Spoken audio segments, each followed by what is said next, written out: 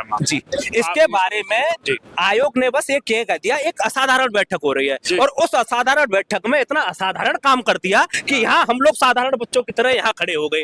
उस असाधारण बैठक का इतना रिजल्ट ला के रख दिया कि हम लोग यहाँ ठंड में जब हमारी पढ़ाई का समय हम लोग यहाँ आपसे बात कर रहे हैं। क्या छात्र इतना बेरोजगार समझ रखा है इन्होंने कि छात्र के पास भाई छात्र अपनी पढ़ाई करे, अपने जीवन को आगे बढ़ाए कि या सरकारों से लड़े, आयोगों से लड़े, क्या करे छात्र?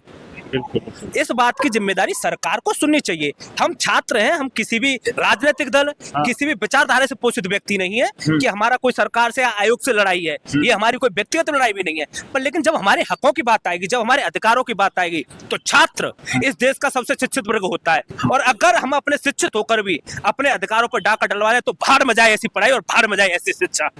जी हाँ सर, इसके बारे में ये भी बताइए कि आज हम लोग सब इकट्ठा हुए हैं, तो अब आयोग के लिए क्या सूचना देना चाहेंगे, क्या कहना चाहेंगे? ये तो मामला आपका हो गया, इसके लिए आंदोलन भी किया, लेकिन आंदोलन में क्या कैसा हुआ था, कुछ अपडेट है उसके बारे में? आयोग के आला अधिकारियों से हम यही कहना चाहेंगे कि बच्चों को न्याय दे और ट्रांसपेरेंसी रखे रहें, ताकि ये जो बच्चों के भूत और भविष्य के बारे में सोचते हैं ठीक ढंग से सोचे, क्योंकि आने वाला भविष्य यही बच्चों से निर्धारित होता है। अच्छा। तो आयोग के आला अधिकारियों से हमारा हम्बल रिक्वेस्ट है, हम 6 लोग छात्र संगठन से भी हैं और छात्र राजनीति करके यहाँ तक आए हैं, अगर वो नहीं समझेंगे, अगर न्याय नहीं देंगे इन बच्चों को, तो हम लोग धरना भी देंगे, प्रदर्शन भी करेंगे। इसके लिए भुक्तभोगी आयोग होगा। अच्छा, आप क्या कहेंगे?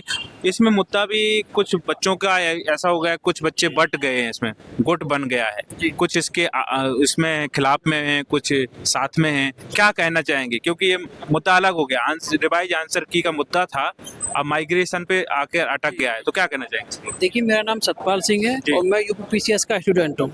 ठीक है, और जो आगे जा रहा है वो बहुत ही संवेदनहीनता के साथ इसे लागू किया जा रहा है और ये मतलब हम जो ओबीसी, एसटी, एससी और पीएचडब्ल्यू स्टूडेंटों के साथ ये मतलब उनके अधिकारों का हनन है और इन सबसे बड़ी समस्याओं का एक ही कारण है, माइग्रेशन का ठीक से लागू नहीं होना। अगर जैसे मान के चलिए, अगर कोई अदर स्टेट का स्टूडेंट होता है, वो मतलब यूपी में आके और कहीं अधिक सहूलियत पा रहा है यूपी के ओबीसी, एससी, एसटी और पीआईडब्ल्यू और ईडब्ल्यूएस स्टूडेंट छात्रों की अपेक्षा। तो मतलब क्योंकि जो उसकी जो रिजर्व जो कैटेगरी है, उसकी कट ऑफ हमेशा मतलब हाई जाती है अनरिजर्व की अपेक्षा, जिससे वो फाइट कर जाता है और यूपी और जो ये माइग्रेशन का बड़ा मुद्दा है और छात्र इसके हित में नहीं है। ठीक, आप क्या कहेंगे जी, आप क्या कह रहे हैं? मतलब हमारा भी देखिए, इसे सबसे बड़ा मुद्दा तो माइग्रेशन ही है। रिजर्वेशन में माइग्रेशन लागू किया जाए। कुछ 6-7 डिमांड है छात्र की सबकी। बताइए डिमांड। जैसे कि माइग्रेशन में रिजर्वेशन लागू किया जाए, फिर रिवाइज आंसर की लागू किया जाए और ओएमआर सीट है, मेंस का जो कॉपी है उसको अपलोड किया जाए, जैसे कि बीपीएससी करता है सर, बीपीएससी में अपलोड किया जाता है और डोमिसाइल सिस्टम लागू किया जाए। और दूसरा, यूपीएससी प्री का जो एग्जाम होता है उसमें यूपी स्पेशल के 20 से 25% क्वेश्चन निर्धारित किया जाए, है ना।